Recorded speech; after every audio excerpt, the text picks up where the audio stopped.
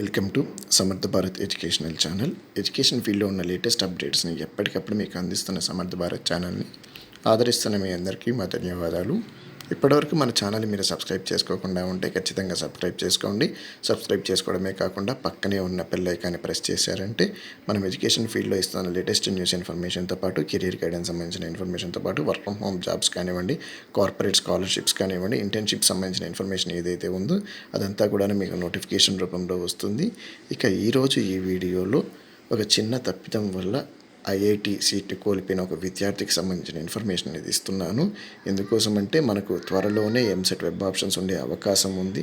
అలాంటప్పుడు EAMCET web options పెట్టేటప్పుడు కూడా మన విద్యార్థులు ఇలాంటి తప్పిదం చేయకుండా ఉండాలని ఈ ఇన్ఫర్మేషన్ అనేది ఇస్తున్నాను అనమాట. ఇక వివరాల్లోకి వెళ్ళామంటే ఆల్ ఇండియా జేఈ పరీక్షలో 270వ ర్యాంకు సాధించిన ఒక యువకుడు ఒక చిన్న తప్పిదంతో ప్రముఖ ఐఐటి ఇంజనీరింగ్ సీట్ని కోల్పోవడం జరిగింది. ఆగ్రాకి చెందిన సిద్ధాంత్ బత్రాకి తల్లిదండ్రులు లేరు, కానీ చాలా కష్టపడి చదివాడు. ఐఐటి బాంబేలో ఎలక్ట్రికల్ ఇంజనీరింగ్ సీటు కూడా తనకు వచ్చిందనమాట. కాకపోతే ఇంకా అడ్మిషన్స్ ప్రక్రియ అంటూ ఏమీ లేదు, రౌండ్స్ అన్నీ అయిపోయాయి అని అనుకొని అక్టోబర్ 31వ తేదీ రోల్ నంబర్స్ అప్డేట్ కోసం నెట్లో బ్రౌజ్ చేస్తుండగా తనకు ఒక లింక్ అనేది వచ్చింది. ఆ లింక్లో ఉన్న ఇన్ఫర్మేషన్ ఏంటంటే withdraw from seat allocation and further rounds అనేసి వచ్చిందనమాట. తాను ఇప్పటికే అడ్మిషన్ రౌండ్స్ అన్నీ పూర్తి అయిపోయినాయి కదా అనేసి దాని మీద క్లిక్ ఇచ్చాడు. అది క్లిక్ ఇవ్వటం వల్ల తనకి నవంబర్ 10వ తేదీ ఏదైతే అడ్మిషన్స్ జాబితా వచ్చిందో అందులో 93 మంది పేర్లు ఉన్నాయి. ఆ 93 మంది పేర్లలో తన పేరు లేకపోవడంతో తను ఆశ్చర్యానికి గురయ్యాడనమాట. ఆశ్చర్యానికి కదా, షాక్కే గురయ్యాడు.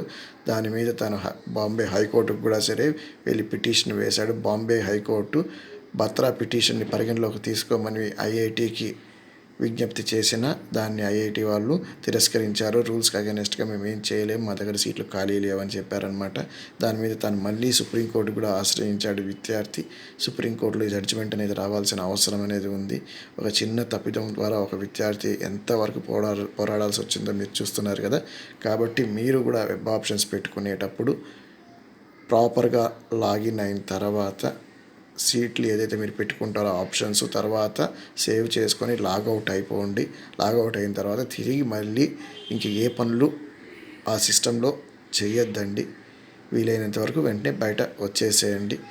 అప్పుడే మీకు ఇలాంటి తప్పిదం అనేది జరగకుండా ఉంటుంది.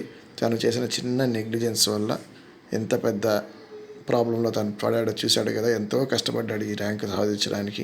సీట్ కూడా సంపాదించుకునే పరిస్థితి వచ్చి తిరిగి ఇప్పుడు పోరాడుతున్నారు ఆ సీట్ కోసము. సో విద్యార్థులు ఇలాంటి తప్పిదాలు చేయకుండా ఉంటారని ఆశిస్తున్నాను. థ్యాంక్స్ ఫర్ వాచింగ్ సమర్థ భారత్ ఎడ్యుకేషనల్ ఛానల్.